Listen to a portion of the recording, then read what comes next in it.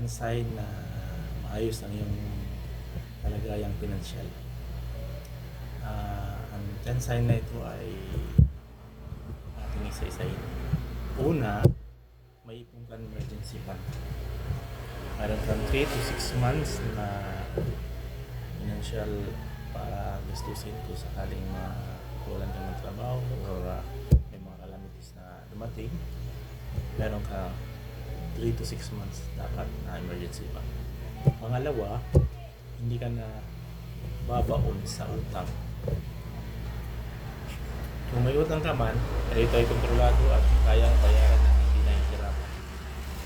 Ang number 3 naman guys ay nakakapagbayad ka ng bill on time. At ang number 4, may sapat na nipon para sa hinaharap. So hindi lang yung mga may ipon ka pa na bukod sa may emergency fund, may ipon ka pa. Pangapat, may sapat ka nipon. Tayo. Pangapat, may sapat ka nipon para sa hinaharap. At panlima, may health, life, insurance ka. So ang iba nito, bibihir lang meron. Dahil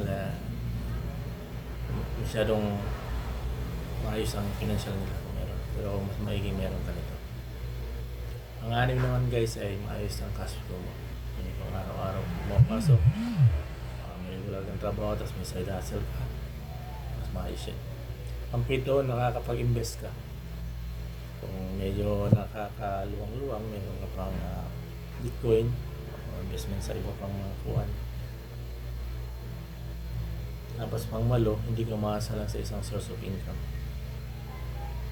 Kagaya ng yung paycheck na paycheck lang, mga trace na sinasabi nila. Pag uwi, trabaho, uwi lang ginagawa. Ang pansyam, kaya mong gumastos na hindi nagigilty. Ano to? Maganda to.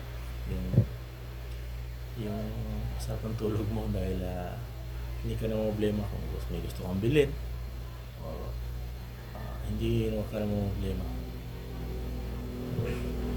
For example, wala kang stress sa pera. Hindi mo iniisip paano mo bayaran ng mga gastusin buwan-buwan. Yan guys. Kung marami, okay. Yan ang mga 10 senyales na maayos ang kalagayan financial. Salamat guys. Next naman tayo. Like-subscribe tayo guys. Thank you!